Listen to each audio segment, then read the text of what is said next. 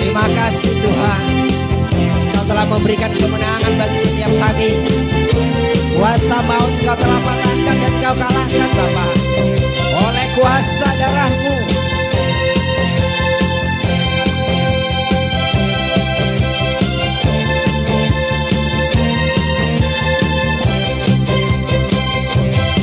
Sekarang telah tiba keselamatan dan kuasa dan pemerintahan Allah kita.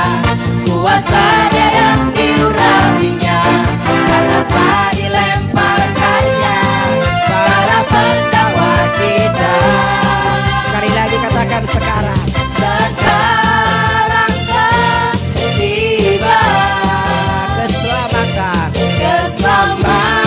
dan kuasa dan pemerintahan Allah kita. Dan pemerintahan Allah kita.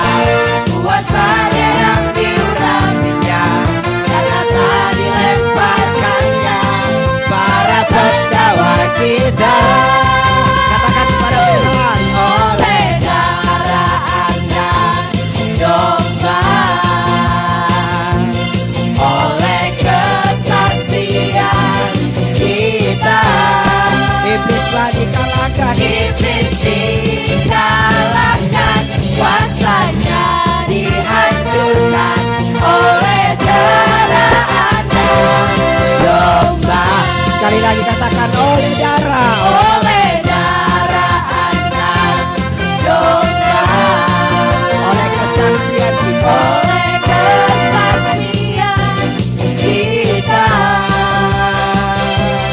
iblis dikalahkan, kuasanya dihancurkan oleh darah anak, oleh darah anak, oleh darah anak domba.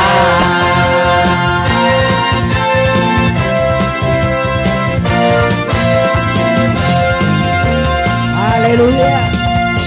Oleh darah anak domba Allah, kuasa maut, kuasa iblis telah dikalahkan. Amin. Mari jemaat Tuhan ini berkati. Saya persilakan duduk kembali. Terima kasih Tuhan. Haleluya. Kami siapkan hati kami untuk firman-Mu di pagi hari ini Bapa. Dengan sayap-Mu kami akan terbang tinggi bersama dengan-Mu Bapa. Sebab itu firman-Mu berkata bahwa kami tidak perlu takut dan khawatir akan setiap kehidupan atau setiap apapun yang terjadi yang ada di depan kami. Karena kami menyembah Engkau Allah yang tidak terbatas, Engkau Allah yang dahsyat dan luar biasa, Engkau Allah yang perkasa dan Allah yang hidup Tuhan. Engkau sanggup untuk memulihkan keadaan kami, Engkau sanggup untuk memberkati kehidupan kami. Dalam situasi apapun selalu ada cara, selalu ada jalan, di dalam nama Yesus Tuhan. Terima kasih Bapak.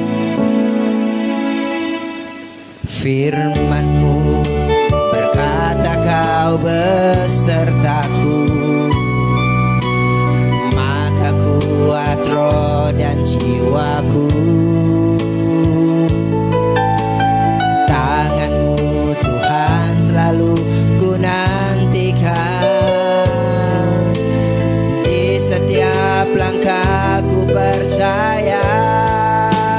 Dengan sayap-Mu ku akan terbang tinggi di tengah badai hidup.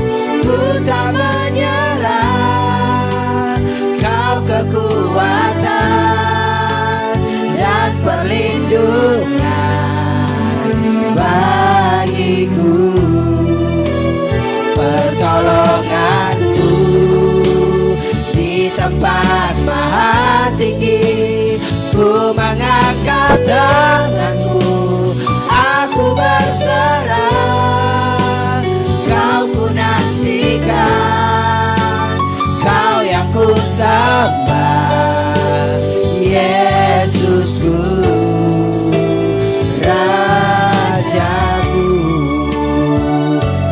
Tuhan. Dengan segenap hati naikkan pujian ini. Firman-Mu berkata Kau beserta dengan kami Tuhan.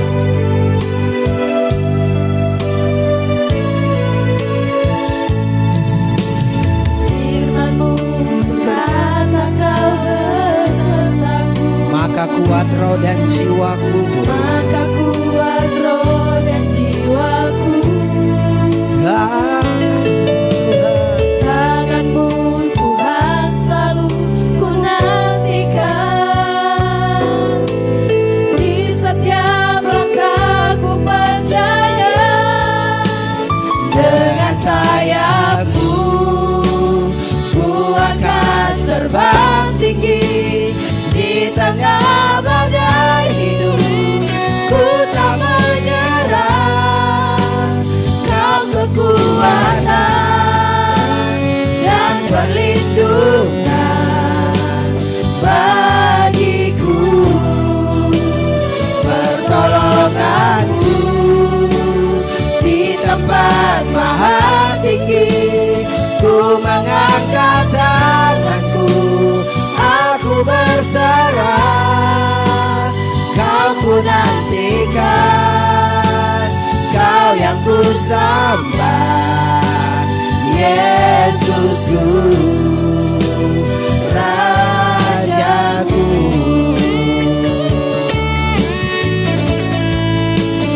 Dengan sayap-Mu, Mari Bapak Ibu jemaat Tuhan, saya undang untuk bangkit berdiri. terbang tinggi, di tengah badai hidup ku tak menyerah. Kau kekuatan dan perlindungan bagiku, pertolonganku di tempat maha tinggi. Ku mengangkat tanganku, aku berserah. Kau ku nantikan, Kau yang ku sembah, Yesusku, Rajaku.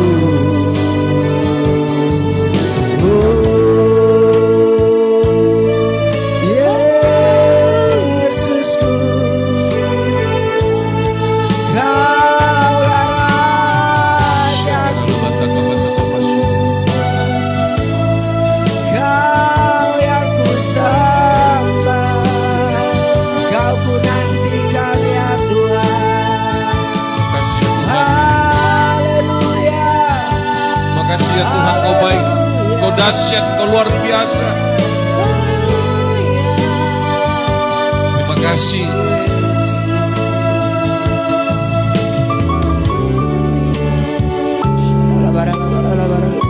Terima kasih ya Tuhan. Lewat puji-pujian yang dinyanyikan oleh sahabat-sahabat kami di dalam ibadah ini, kami percaya itu menyukakan hatinya Tuhan. Tuhan bersuka atas kami, sehingga kegirangan putri-putri Sion itu ada.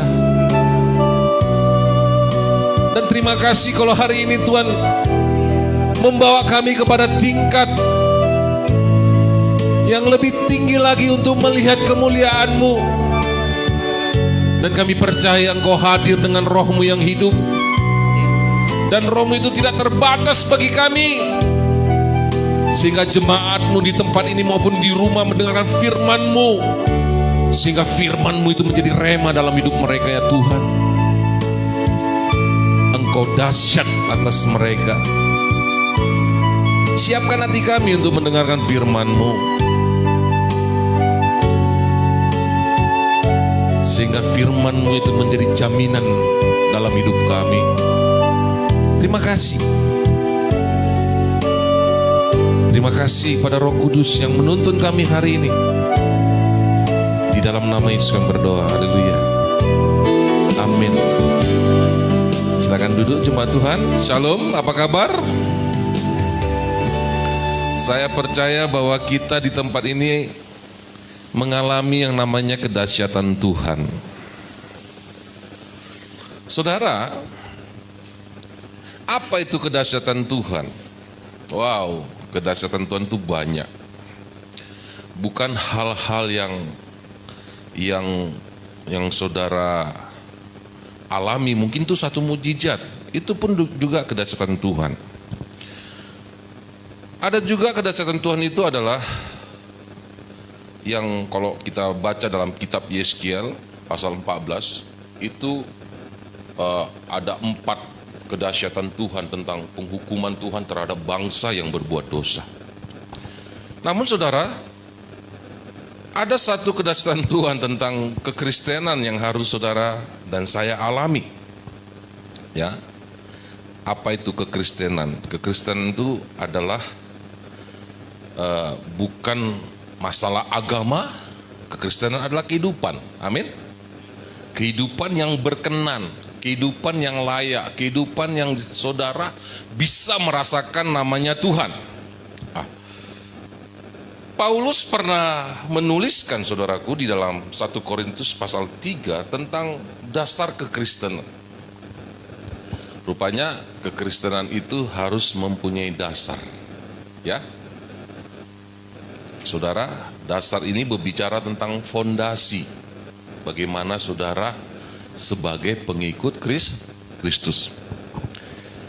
1 Korintus pasal 3 ayat 10 sampai 17, ya.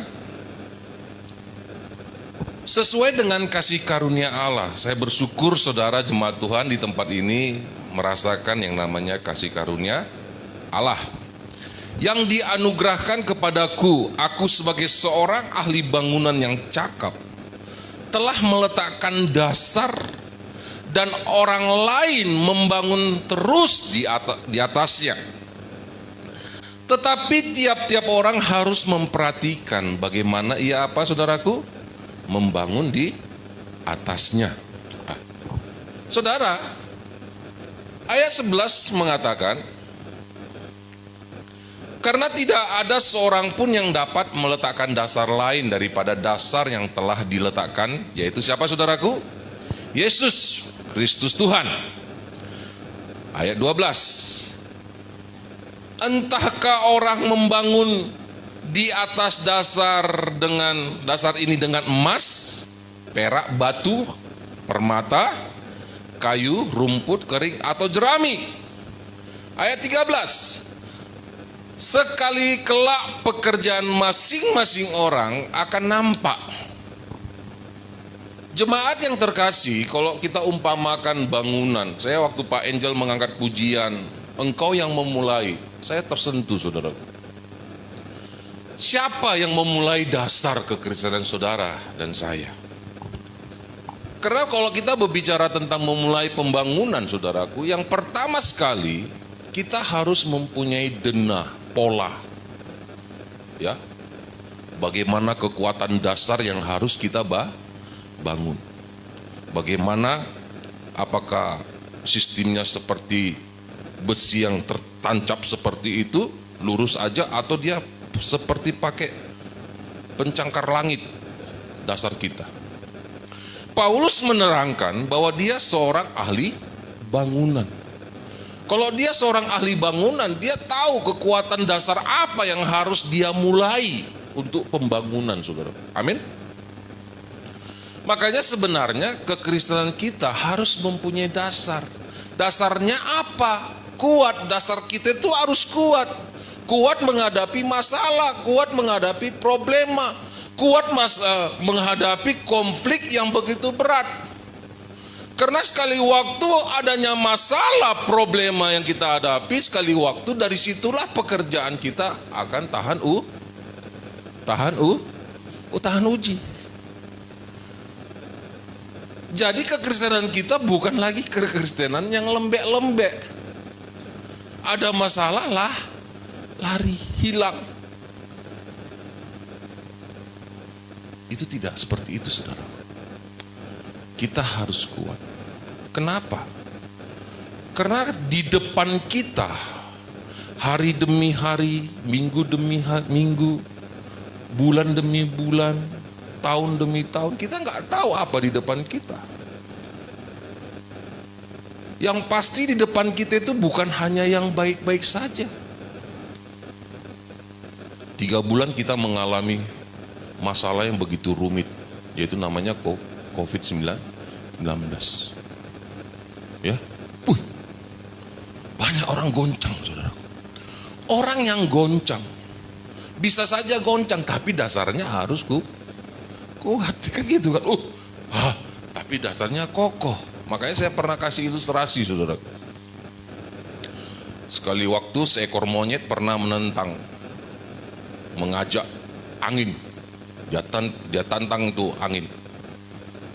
Hai angin, kalau saya manjat pohon ini, kalau engkau bisa menjatuhkan saya dari pohon ini.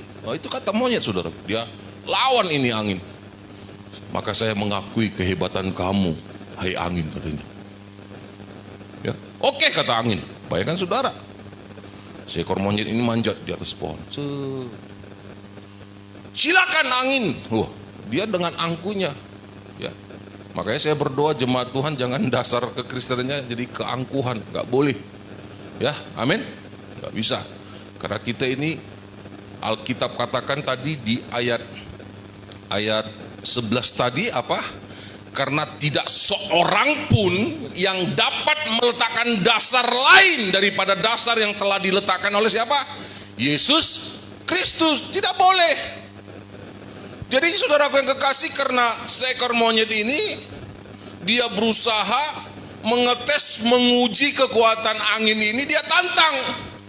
Kalau engkau bisa menjatuhkan saya di atas pohon ini, maka saya bisa akui engkau seorang angin yang dahsyat dan luar biasa. Mungkin begitulah seekor monyet ini ngomong kepada angin. Angin pun berpikir, mungkin angin ini dengan kekuatannya sendiri, saudaraku, ya,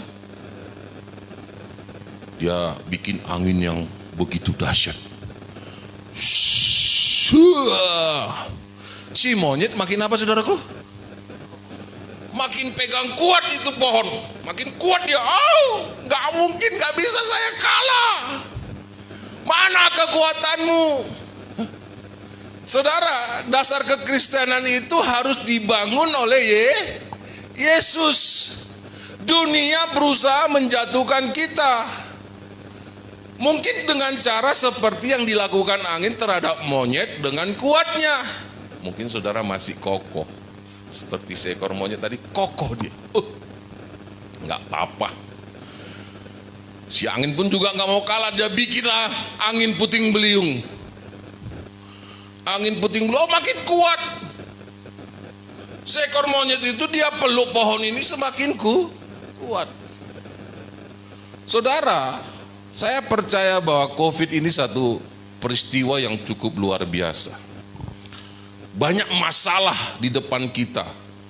Nanti saya akan lihat nubuatan-nubuatan, kita akan baca nubuatan bagaimana di depan kita itu terlalu banyak. Selagi kita masih hidup bernapas, peristiwa demi peristiwa banyak kita dengar dan kita melihat, bahkan kita di sekitar kita itu peristiwa itu. Ya. Lalu saudaraku yang kekasih, seekor monyet ini makin kuat, dia pegang angin puting beliung, nggak mempan, angin yang tofan mungkin nggak, dia tetap kokoh. Saudara, si angin ini berpikir begini dia, gimana caranya?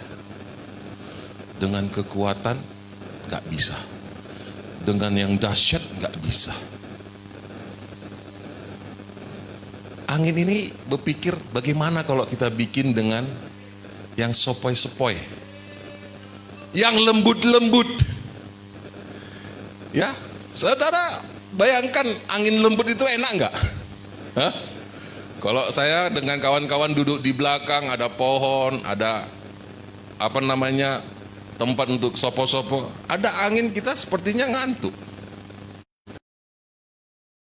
Itu saudaraku, lembut,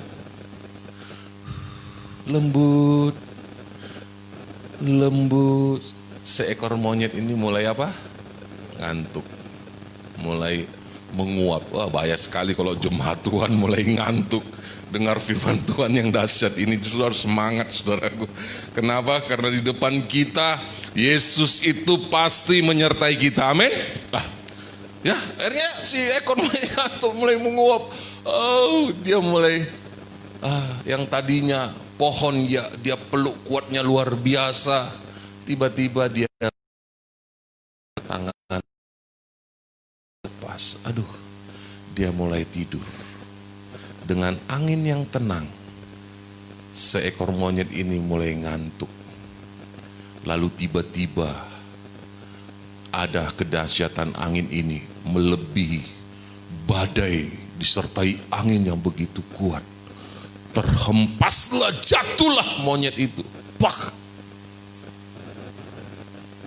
Saudara, seperti itulah ujian di depan kita. Mungkin ada yang dahsyat, yang mungkin seperti angin yang ada yang lembut, namun itu yang menjatuhkan kita. Kita lihat, saudaraku, yang tadi saya katakan tentang nubuatan yang di depan kita. Yeskiel pasal 14. Kalau tahun 2020 ini dari tahun 2019 awal Desember masuk dalam 2020, 3 bulan berturut-turut, saudaraku yang kekasih, peristiwa begitu luar biasa tentang penyakit yang ada di depan kita. Yeskiel pasal 14. Kita lihat dulu, saudara. Ayat 12 dan seterusnya, kita akan baca. Kemudian datanglah firman Tuhan kepadaku. Hai anak manusia, kalau suatu negeri berdosa kepadaku dengan berubah setia, dan aku mengacungkan tanganku melawannya dan dengan memusnahkan persediaan makanannya dan mendatangkan kelaparan atasnya dan melenyapkan dari negeri itu manusia dan binatang. Ayat 14. Biarpun di tengah-tengahnya berada ketiga orang itu, yaitu siapa, saudaraku?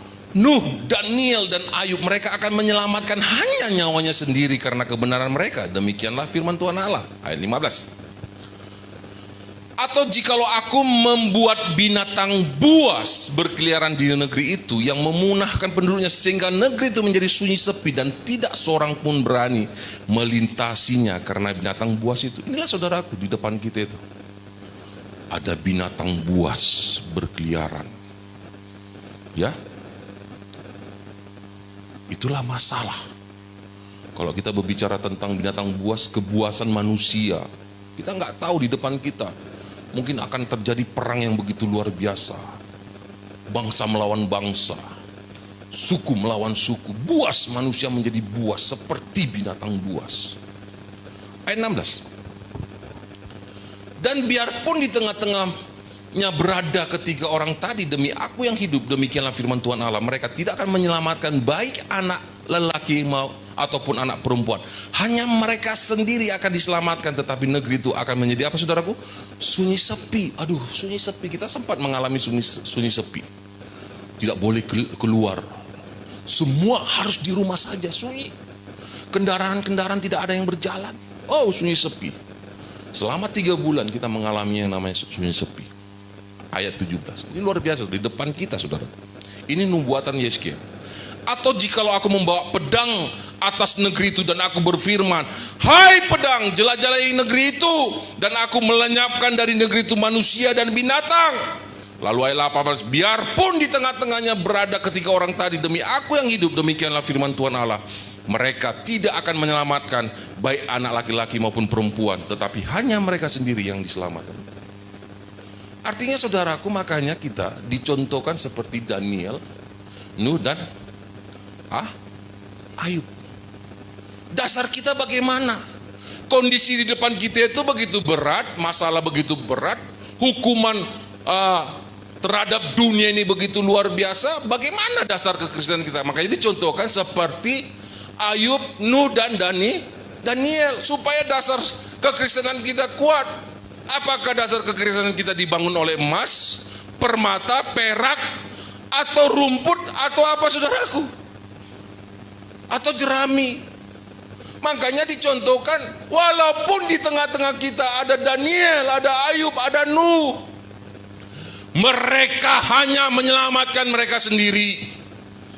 Anak laki-laki dan anak perempuan, Alkitab katakan kalau mereka tidak melihat dasar kekristenan yang dialami oleh orang tuanya, sulit saudaraku menjadi bagian untuk keselamatan yang ada. Makanya penting sekali kita membawa keluarga kita, anak-anak kita ke Tuhan.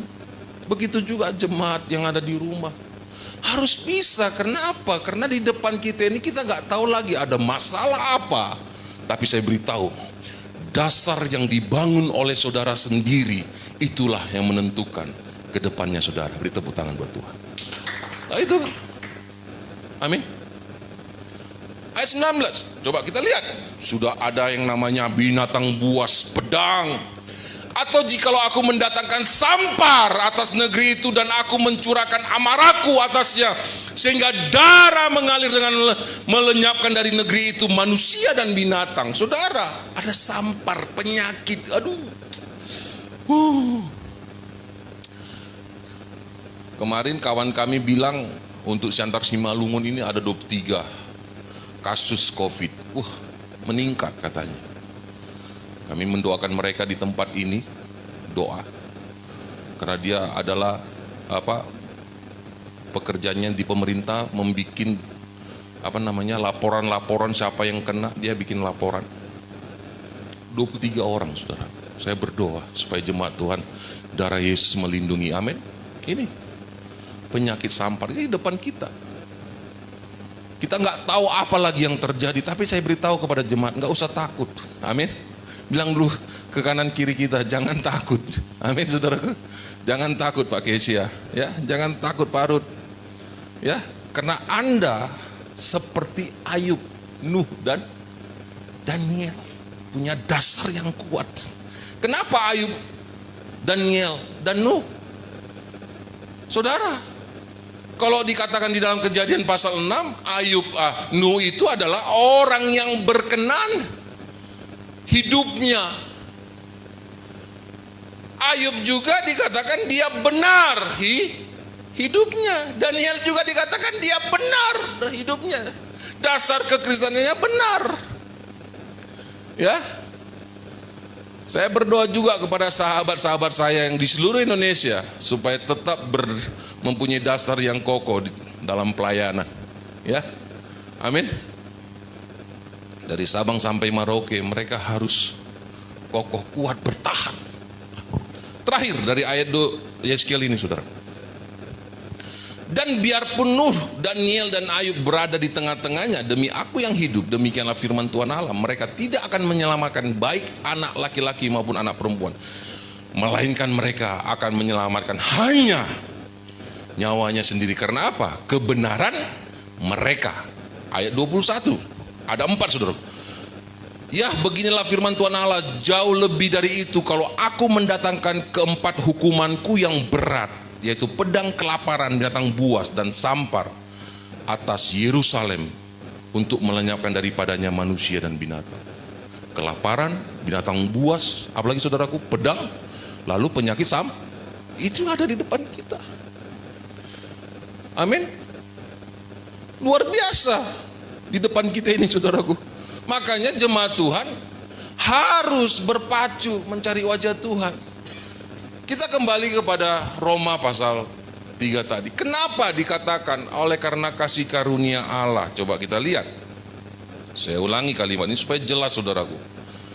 Ya, saya berdoa supaya firman ini didengar jemaat atau orang-orang melihat video ini lewat live streaming ini, supaya mereka juga betul-betul kita harus semangat ikut Tuhan. Kita harus mempunyai fondasi dasar yang kuat supaya kita betul-betul takut akan Tuhan.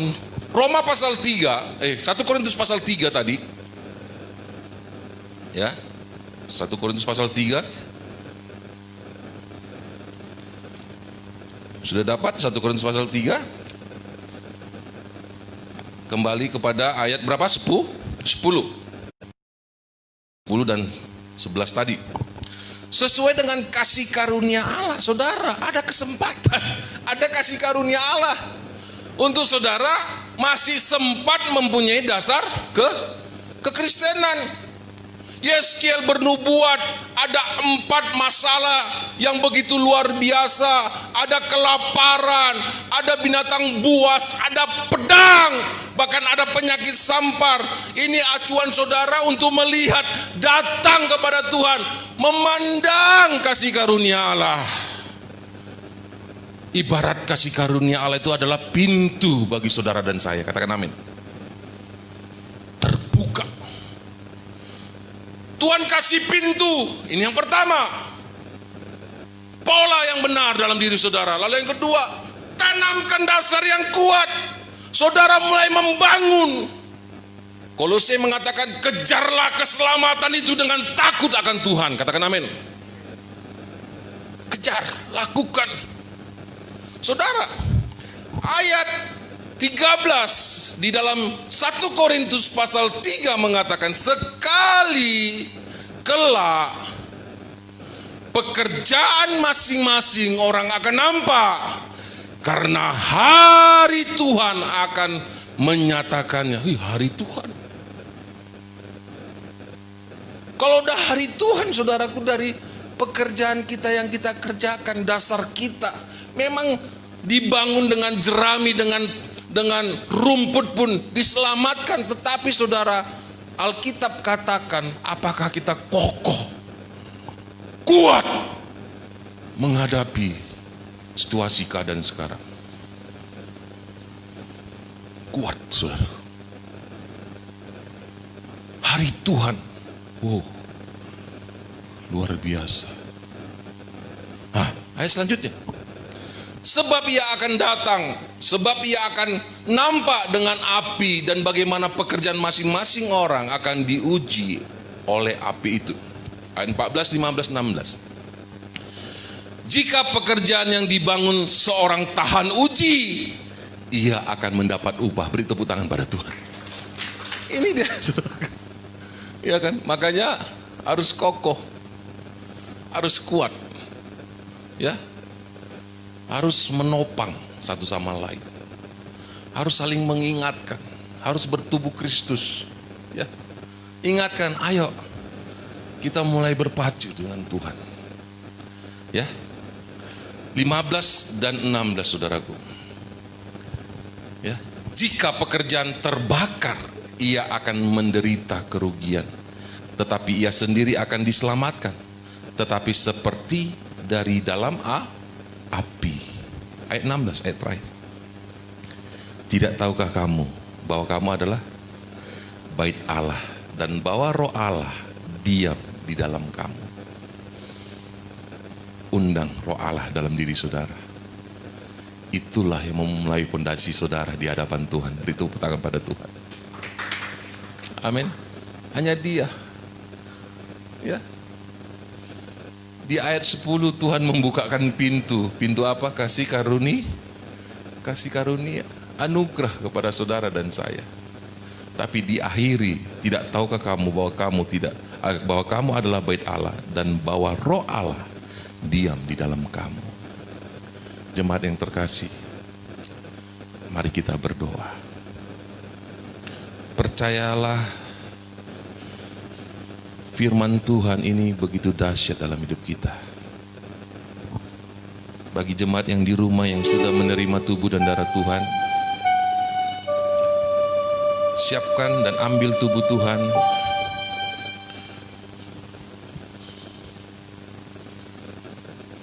Haleluya.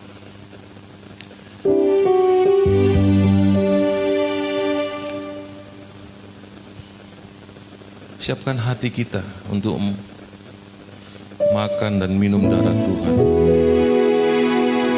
Syakaralabataga.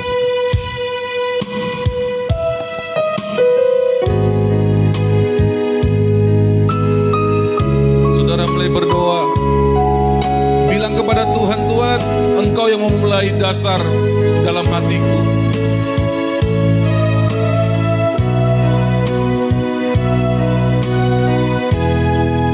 Mari kita angkat tubuh Tuhan.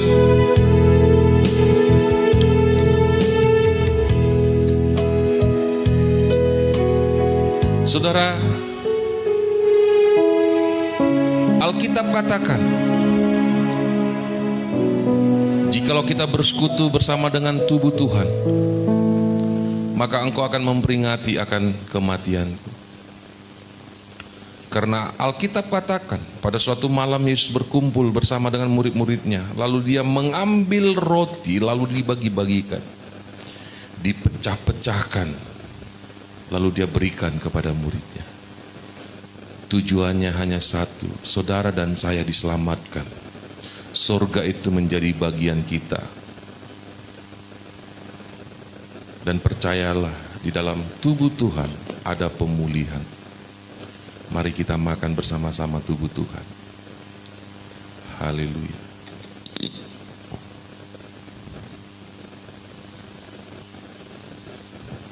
Makasih ya Tuhan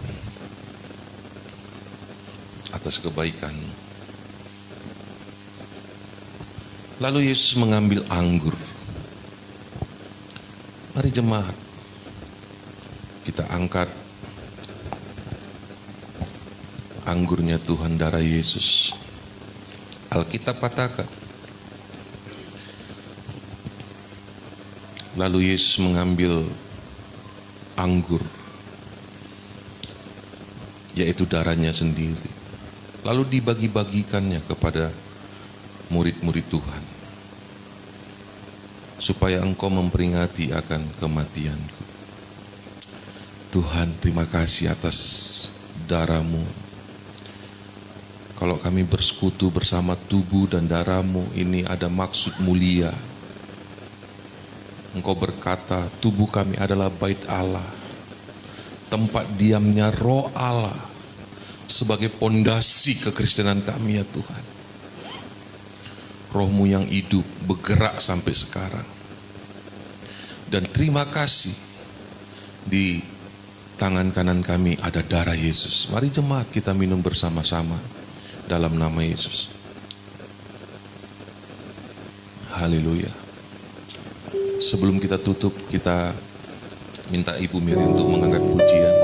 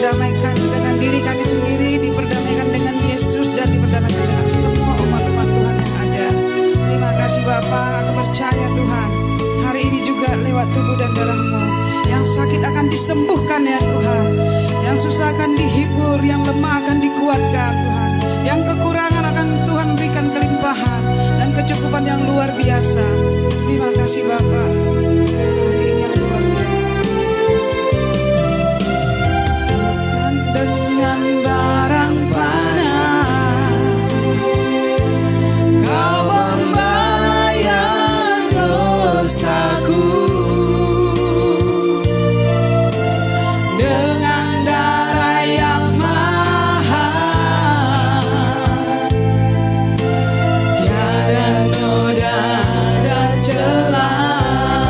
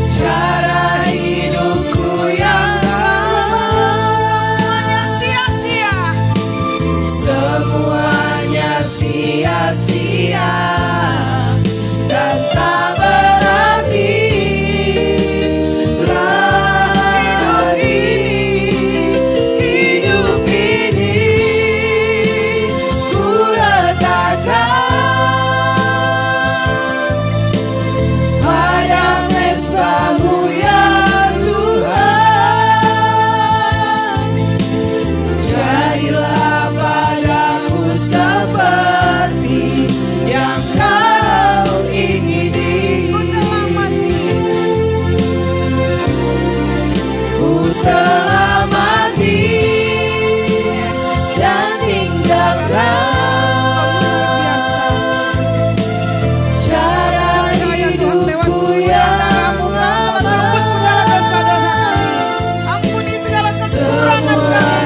Semuanya sia-sia dan tak berarti lagi. Hidup ini ku letakkan pada mezbah-Mu ya Tuhan. Jadilah padaku seperti yang Kau ingini. Jadilah padaku seperti yang Kau ingini. Jadilah padaku seperti yang Kau ingini. Haleluya. Mari jemaat bangkit berdiri. Percayalah bahwa Roh Kudus sebagai fondasi hidup kita. Dia itu dahsyat dan luar biasa. Yohanes mengatakan dia bergerak sampai sekarang untuk melihat bahwa Engkau betul-betul di dalam anugerah dan kasih karunia. Dia memandang dan memantau kita terus, saudaraku. Dan percayalah, dia ada di hatimu. Itulah Roh Kudus. Jikalau engkau percaya bahwa tubuhmu adalah bait Allah, tempat diamnya Roh Allah, maka engkau bersyukur engkau di dalam kasih karunia Tuhan. Ada pintu yang dia sediakan untuk saudara sebagai kepala keluarga, istri, dan anak-anak masuk kepada pintu, baik anak laki-laki maupun anak perempuan masuk ke dalam pintu, yaitu kasih karunia Tuhan. Jemaat yang terkasih, mari kita angkat tangan kita.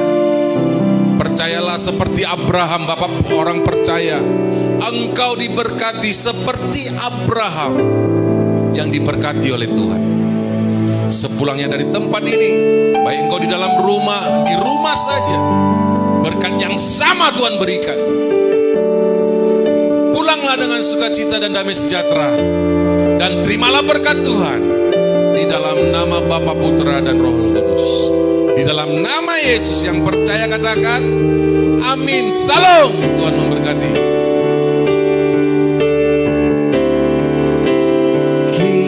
Kiranya Kau memberkati aku melimpah-limpah dan memperluas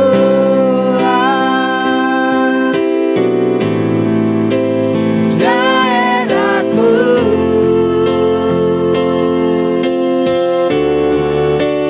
Dan kiranya tangan-Mu menyertai aku dan melindungi